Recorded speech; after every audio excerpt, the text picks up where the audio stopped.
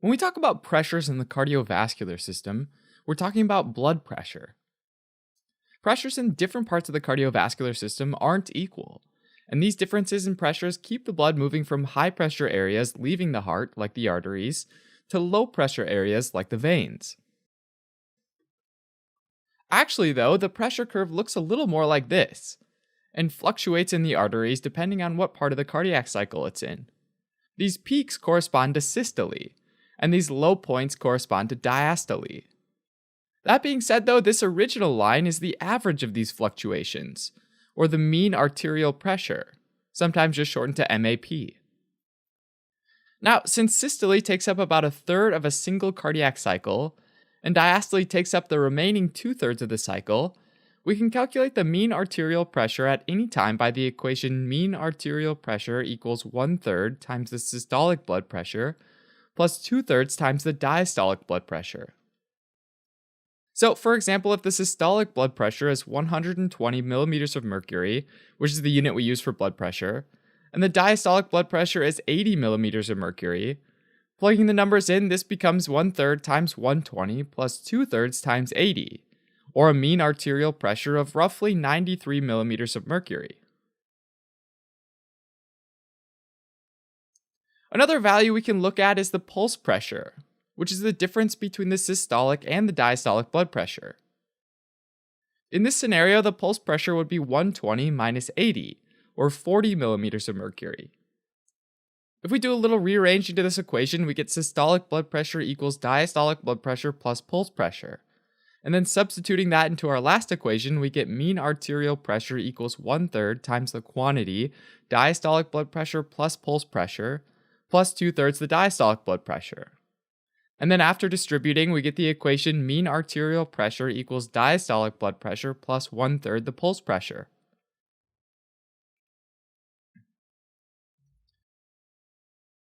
Now, looking at these fluctuations on the arterial side, there's a couple important things to notice. First of all, on the downswing of the curve, there's a sharp pressure drop followed by a rise again, forming what's called the dicrotic notch, or incisura. As blood is ejected out into the aorta, pressure rises really fast. And then as the heart starts to relax, a tiny amount of blood flows back into the ventricle, which causes the valve to snap shut and the pressure to fall.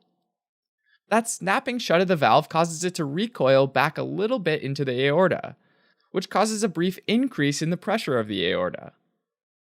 And then finally, the pressure falls as the aortic valve settles.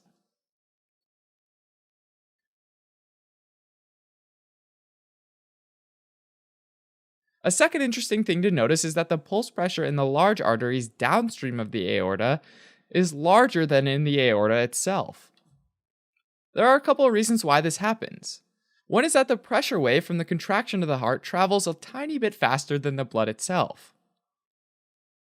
To help kind of understand this idea, think of the molecules and cells in the blood like Newton's cradle. And while they move together, they bump into each other and end up transmitting that pressure wave faster than the group can move as a whole, meaning that that pressure wave actually ends up adding to the pressure downstream, therefore making the pressure higher in the large arteries.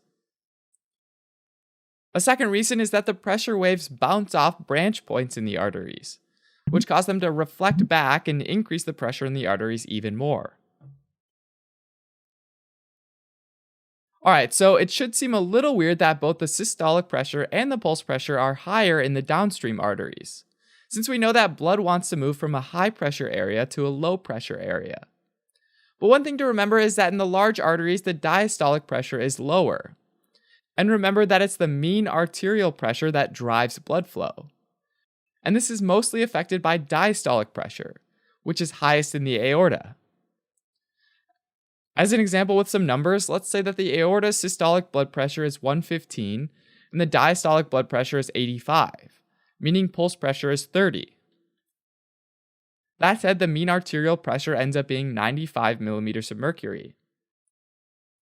Now, if the large artery's systolic blood pressure is 120, which is higher than the aorta, and diastolic blood pressure is 80, which is lower than the aorta, then the pulse pressure ends up being 40, which is also higher than the aorta.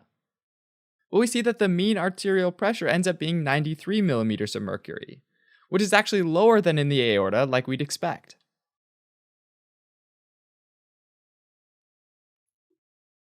Alright, so as we move out of the arterial tree, the pressure gets lower and lower as the arteries branch out into smaller and smaller arteries, and then arterioles and then capillaries. As those vessels branch into smaller and smaller arterioles, resistance goes up.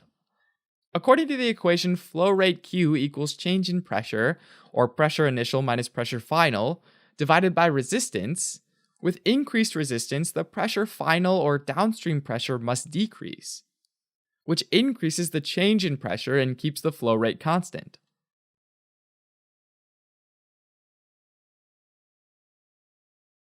Across the capillaries, the pressure drops from 30 to 10 millimeters of mercury.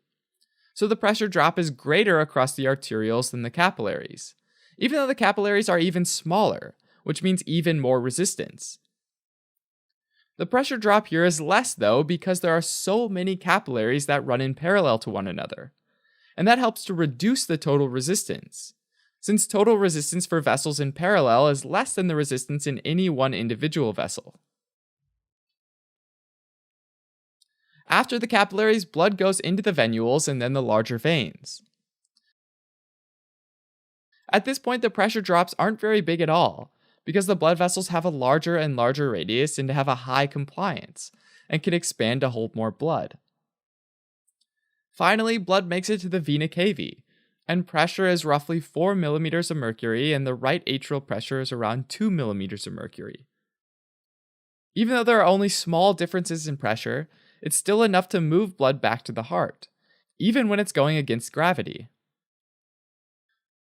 Now, various clinical situations can cause pressures in the system to go up or down, and that affects all of the downstream pressures as well.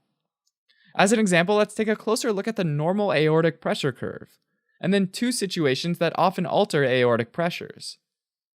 The first is arteriosclerosis, which is a chronic condition where the arteries become stiff and less compliant, kind of like a rubber hose turning into a lead pipe over time.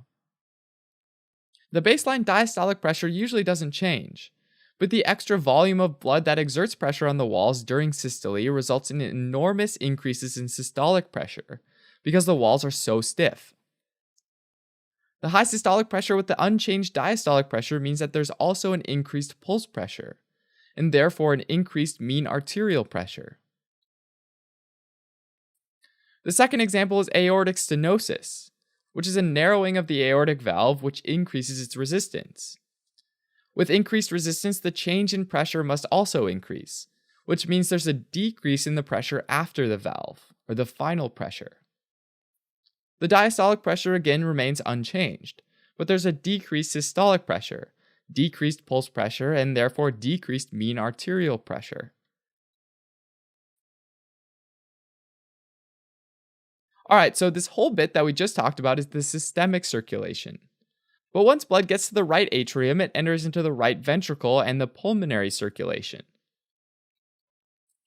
So here in the pulmonary arteries, the pressure is 25 millimeters of mercury during systole and 8 millimeters of mercury during diastole, which means that the mean arterial pressure in the pulmonary artery is 25 times 1/3 plus 8 times 2/3 equals 14 millimeters of mercury.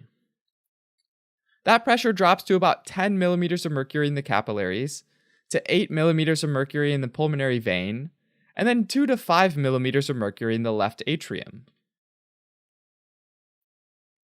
Alright, as a quick recap, vascular pressures drive blood flow because the blood always wants to move from high pressure to lower pressure.